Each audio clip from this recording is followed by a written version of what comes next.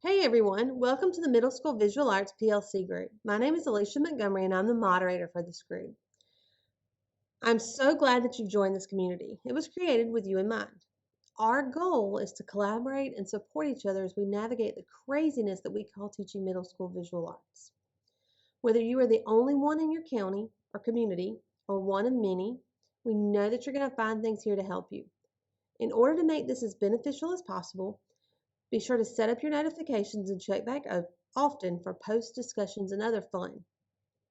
Please engage in our discussions and offer up any support or questions that you may have. Also, share the platform with your friends and colleagues. This session is going to be about wrapping up the year, and we're going to talk about glows and grows first. So one of the things that I like to do at the end of the year is do some types of some yearly reflections. Think about what projects were successful or not successful. Was instruction successful for all of my students or just some? Are there some modifications or adjustments that I need to go back and make? And then did I meet my personal and professional goals this year? So I try to take notes on my lessons about what went well or things that I found better ways to explain. Did I have to extend the due date or did I have to move it up because they went faster than I thought? Most of the time I find that I have to extend the due date because it takes them longer than I think it will. What did students struggle with that I could find a better way to teach? Um, I've got a ceramics lesson that I'll tell you about in a minute that really kind of threw that into perspective for me very well this year. Another thing that you want to think about is, how did you meet your gifted students and your special needs students? Did you do that successfully? And I also like to think about what kinds of professional learning did I do this year? Was it really beneficial?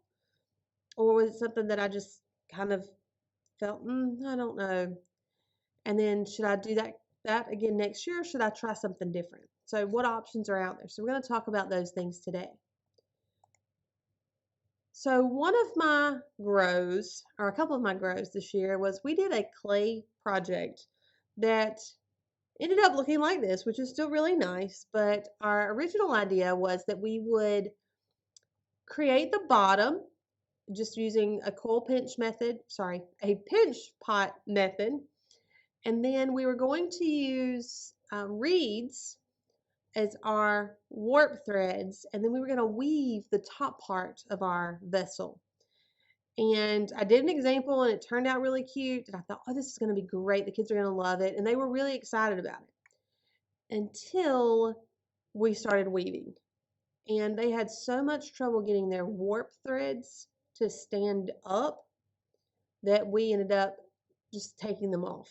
And so we took yarn and just kind of wrapped through the holes. You can see here where some of the holes are in our clay project and just wove thread through it, or yarn in the case of this one, to give it a more interesting decorative effect, but the weaving part did not go well. So I've got to figure out a better way to do that if we try to do this again in the future. Another thing that I need to be a little bit more consistent with is we use Remind 101 as our parent contact, and I'm more used to just calling parents or sending postcards home. So I want to try to use that a little more consistently in the coming year. So I'm trying to build that into my calendar so I will remember to do it as we go. Right, some of my glows. Some of the things that I did with my to make modifications for my gifted students and my special needs students this year, I was really excited about, and it turned out really well. So one of the things that I did was I created a Google site because we're a Google school, but you could do this with any learning platform. Um, so I created a little website, and I have a section for my 6th grade and my 7th grade. And underneath those are drop-down menus that show all of our projects that we're doing.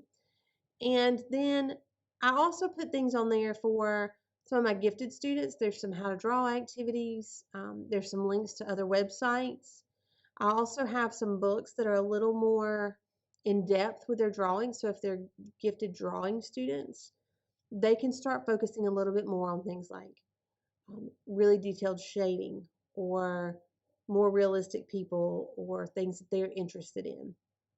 If they finish up their projects early, or for example, like if we're doing a cityscape, then instead of just having them draw it in linear perspective, I may have them add some atmospheric perspective for their part of their background, or we'll work more on shading of how to shade their buildings so they look more natural. With my special needs kids, one of the things that I do is we do a drawing that's a cityscape that's in 1 point linear perspective. And I've always had trouble with some of my students being able to do that successfully without having to stand over them and do one little step at a time. So what we've started doing is we go in and we draw the road and the sidewalks together. They can usually get that without much trouble. Then I have them draw their buildings just like they would in elementary school, square, triangle, whatever they want their houses to look like. And then either I or their special needs teacher will come back and help them draw just the sides to the vanishing point and do those parallel lines for the back part of their houses. And I limit their number of buildings that they have to do down to 3, while the rest of my students are doing 5 or more. So those are 2 things that I found worked really well for me this year. All right, some of the professional learning opportunities that are out there for us is, of course, this. This is our Fine Arts PLC neighborhood, specifically for visual arts for middle school. The Georgia Department of Education has some great things on their website as well for things like classroom management. They've got lesson plans on there that you can use if you're trying to come up with some new stuff. Our school has PLCs. This year they were all, none of them were based on fine arts. So I really strove to look for projects that were more geared to what I needed in my classroom, and things that would be beneficial to me. The RESAs are really good places to go to find fine arts content. Usually they'll have at least one a year. A lot of times the DOE will come in and do different things as well. The Georgia Art Education Association and the National Art Education Association also have great things on their website if you're a member of one of those. And then the Art of Education University has lots of things there as well. And there's lots of blogs online, lots of TED Talks that you can use to help you with different types of professional learning or areas that you're trying to work on professionally or things that you're trying to help teach your students.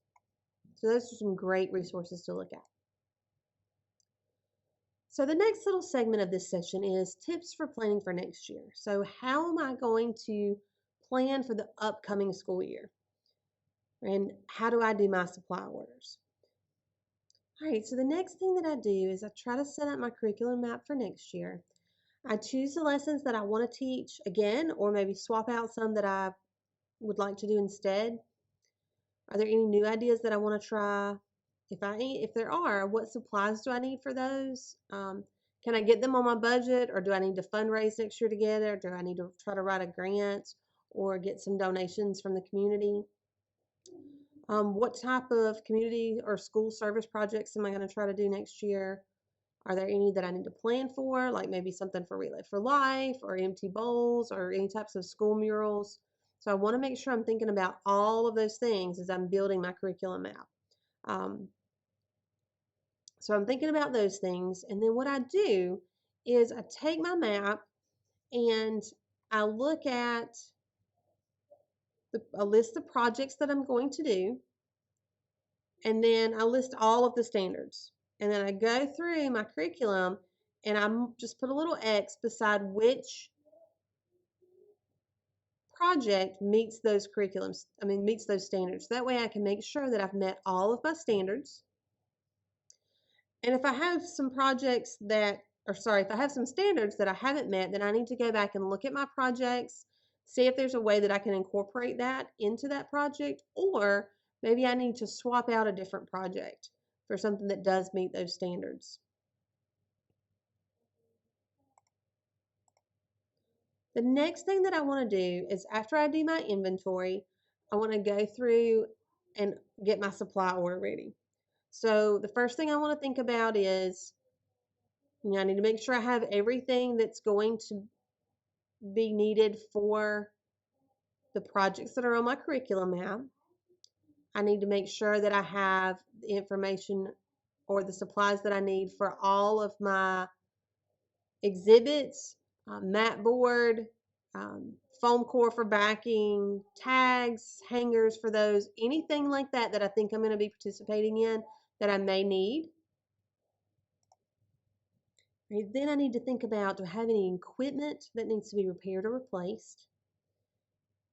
Do I have any things in my classroom that need to be repaired that might have to come out of my budget or at least need to be submitted for repair? So things like slower stop drains, light bulbs that need to be replaced, any type of kiln repairs. Do I need to re-kiln wash my shelves? Those kinds of things you need to think about as well when you're working on your supply order. So when I do my supply order, I go ahead and do mine right before we get out. So I usually do that during the last week of school or post planning because we have to turn those in before we get out of school.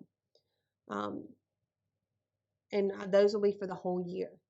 So I have to really think ahead and plan ahead. So one of the things that I'll do is I'll set up a chart like this one. I'll have my item, so black magic erasers, markers,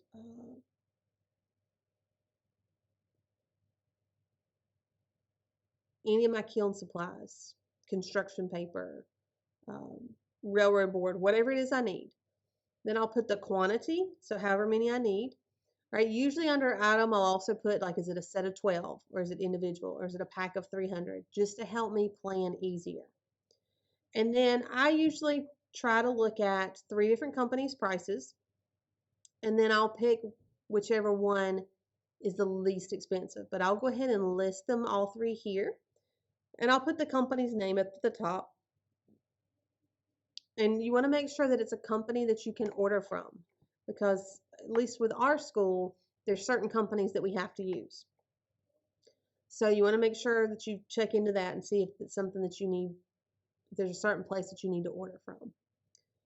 All right, and then when you have to get all this information down, you decide which companies you're going to order which supplies from. And I usually order some from all 3 companies because the prices will vary. Look for things like shipping and handling charges.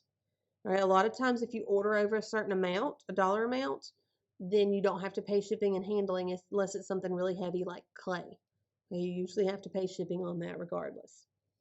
What format does your central office or your bookkeeper require for you to turn that in? So you may have to take this, like I do, and put it on their form. And a lot of times it's just a copy and paste thing, or a lot of times I can print this out and just attach it to the form that they request.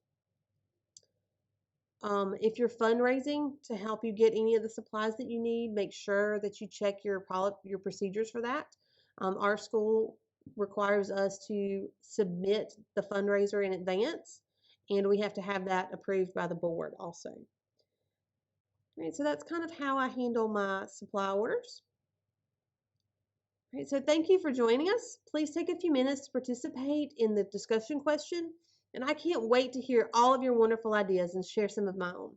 Be sure to subscribe also so you don't miss any updates, posts, discussions, or any of the fun.